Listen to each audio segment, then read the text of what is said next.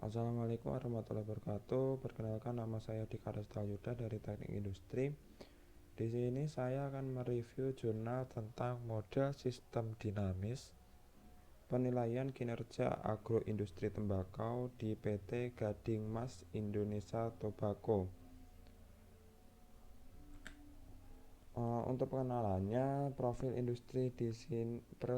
perusahaan dari PT Gading Mas Indonesia Tobacco ini berdiri pada tahun 1970 yang bertugas untuk mengelola tembakau yang dibeli dari petani kecil dan diekspor ke berbagai belahan dunia. PT GMIT ini merupakan salah satu anak perusahaan dari PT Austindo Nusantara Jaya yang sama-sama bergerak di bidang pertanian dan industri. Permasalahan yang terjadi di pabrik GMIT ini adalah dalam satu dasawarsa terakhir terjadi penurunan produksi tembakau yang signifikan. Menurut data dari Badan Pusat Statistik BPS Jawa Timur, pada tahun 2014 produksi yang dapat dihasilkan dari pabrik ini hanyalah sebesar 18.284 ton. Hal ini sangat berbanding terbalik pada tahun sebelumnya, yaitu pada tahun 2013 produksi yang dihasilkan pada pabrik ini sekitar 31.284 ton. Hal tersebut mengindikasikan bahwa adanya penurunan kinerja dalam pengelolaan tembakau. Kinerja perusahaan menjadi indikator keberhasilan atau prestasi suatu perusahaan. Jadi sehingga kalau perusahaan yang mempunyai kinerja yang baik diharapkan dapat bertahan pada lingkungan yang kompetitif dalam jangka panjang. Akan tetapi, penilaian kinerja perusahaan yang hanya semata-mata melihat kinerja keuangan saja dapat menyebabkan organisasi melakukan tindakan yang keliru karena informasi yang diberikan secara bias. Hal tersebut menyebabkan penurunan kinerja perusahaan terhadap pengelolaan jumlah produksi tembakau, sehingga diperlukan peningkatan kinerja perusahaan dalam peningkatan daya saing perusahaan.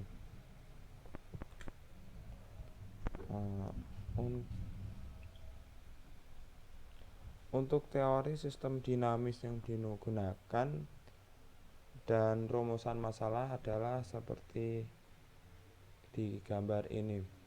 Untuk teori dinamis dibedakan menjadi 3 jenis. Yang pertama yaitu IDPMS, yaitu Integrated Dynamic Performance Measurement System. Lalu selanjutnya PMQ, yaitu Performance Measurement Questionnaire, dan DS, yaitu data sekunder.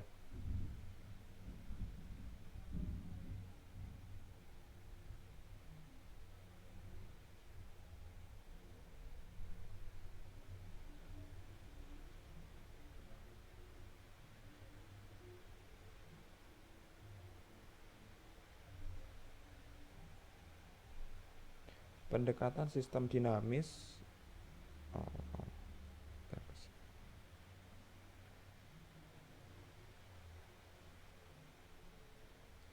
untuk metode pengolahan data dimulai dari pengumpulan pada penelitian yang terdiri dari data primer dan data sekunder.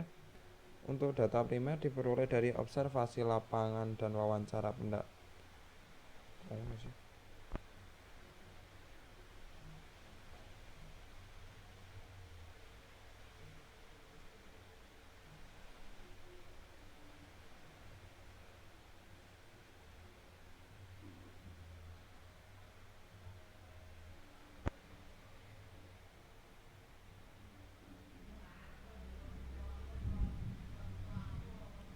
Untuk IDPMS atau Integrated Dynamic Performance Measurement System ini didapatkan dari kondisi objek kinerja dari PT GMIT itu sendiri.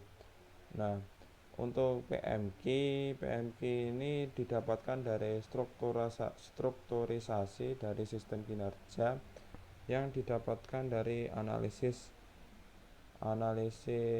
data yang akan diperoleh nantinya. Untuk DS sendiri atau data sekunder didapatkan dari model dinamik. Selanjutnya dari model dinamik ini akan didapatkan skenario kebijakan yang akan direkomendasikan kepada PT GMIT untuk memperoleh rekomendasi kebijakan terbaik dan tepat untuk kondisi objek kinerja PT GMIT pada saat ini. Data yang dijadikan indikator untuk melihat perilaku sistem berasal dari kurun waktu yang panjang atau time series. Karena dalam sistem dinamis, data tersebut menggambarkan pola perilaku suatu variabel atau kecenderungan yang disebut yaitu BOT atau behavior over time. Untuk menjelaskan hubungan antara unsur-unsur yang mempengaruhi kinerja perusahaan, maka digunakan riset kasual dengan memakai hipotesa dinamis yang dipetakan melalui influence diagram yaitu causal loop dan stock and flow diagram. Data unsur yang mempengaruhi kinerja dan sifat hubungan tersebut diperoleh melalui data dokumenter dan data primer yang diperoleh melalui observasi.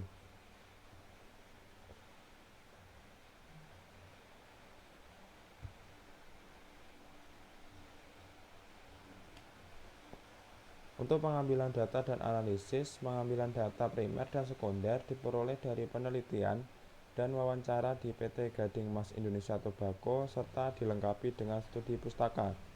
Untuk alat yang digunakan dalam penelitian dan software simulasi dinamis dan kuesioner. Dari kesimpulan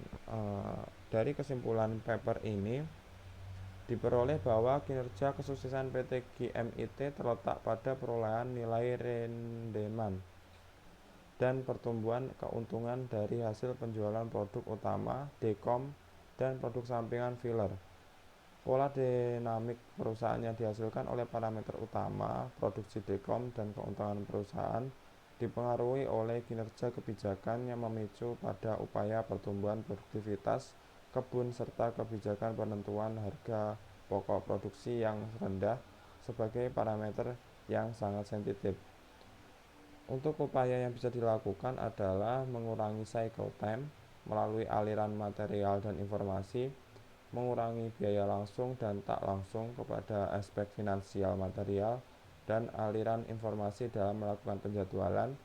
Selanjutnya, pengoptimalisasian ukuran lot pengiriman dan peningkatan efisiensi pengangkutan setiap proses pengiriman tembakau, serta berfokus kepada cara-cara mengemas produk di mana dan kapan produk akan disimpan.